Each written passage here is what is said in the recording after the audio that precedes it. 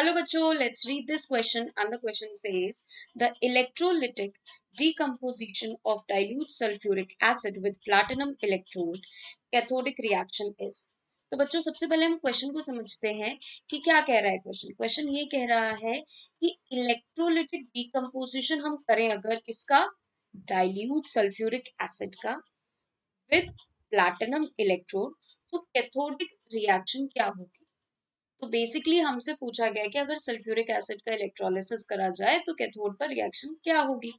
तो अगर हम इस क्वेश्चन का की कंसेप्ट देखें, इस क्वेश्चन का अगर हम की कंसेप्ट देखें तो हमें ये जानने को मिलता है कि यहाँ पर इलेक्ट्रोलिसिस जो है सबसे इंपॉर्टेंट रोल प्ले कर रहा है, क्योंकि ये बात ही पूरी इलेक्ट्रोलिसिस के बेसिस पे हो रही है।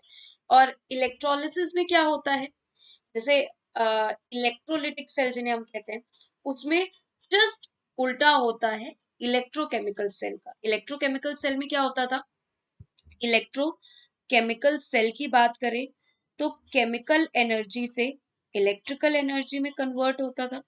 यहां पर क्या होता है, इलेक्ट्रिकल एनर्जी से चेंज हो रहा है केमिकल एनर्जी में, मतलब कि इलेक्ट्रिकल एनर्जी दी जा रही है, फिर उसमें हमारी रिएक्शन हो रही है।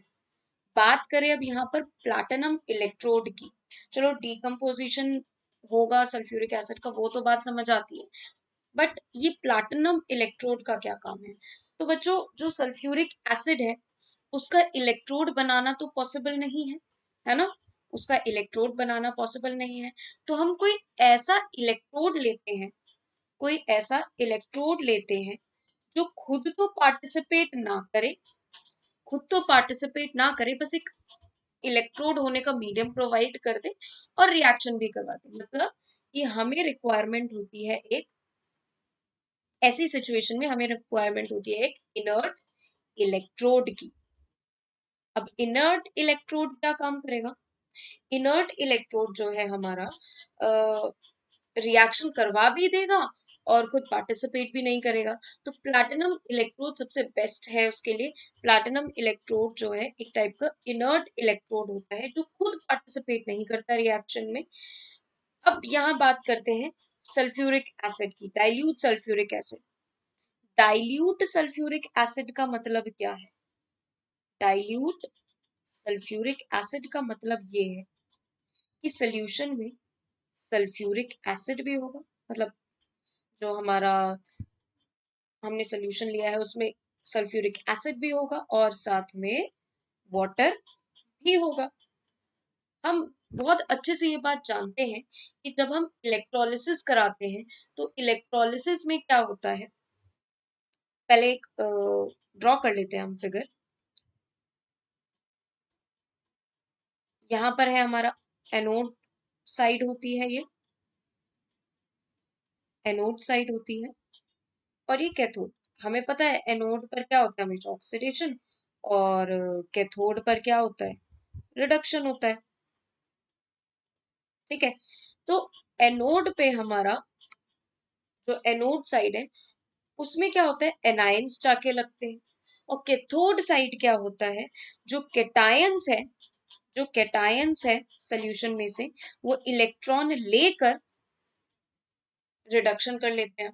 मतलब एनायंस जो भी होंगे, जैसे यहाँ पे सल्फेट है और OH माइनस है, तो ये क्या करेंगे, एक इलेक्ट्रॉन लूज करके, एक इलेक्ट्रॉन लूज करके मतलब ऑक्सीडेशन कर लेंगे अपना, और जो कैटायनिक पार्ट होता है वो इलेक्ट्रॉन गेन करके अपना रिडक्शन कर लेंगे। ऐसा ही होता है इलेक्ट्रोलिसिस में। ठीक है, तो बेसिकली वो पूछ हमसे कहाँ का रहा है, किस डब्बे का पूछ रहा है, वो कैथोड का पूछ रहा है। तो कैथोड पे हमारे पास जो कैटायन है वो एक ही है, H+। ठीक है, तो बेसिकली क्या होगी कैथोड पे रिएक्शन, कैथोड कैथोड पर रिएक्शन होगी कि जो H+ है, H+ जो है वो क्या करेगा, एक इलेक्ट्रॉन एब्स्ट्रैक्ट करेगा और चेंज हो जाएगा हाफ H2 में। या फिर ये कह सकते हैं कि 2H plus 2 electron gives H2। ठीक है, तो इसके अकॉर्डिंग हमें क्या पता चल रहा है कि कैथोड पे ऑब्वियसली हमेशा रिडक्शन होता है। रिडक्शन भी किसका होता है? केटायंस का होता है। तो अगर हम ये रिएक्शन ना भी लिखते तो भी हमें ऑप्शन देके पता लगा सकते थे। ऑक्सीडेशन वाला तो कभी पॉसिबल नहीं होता कैथोड पे।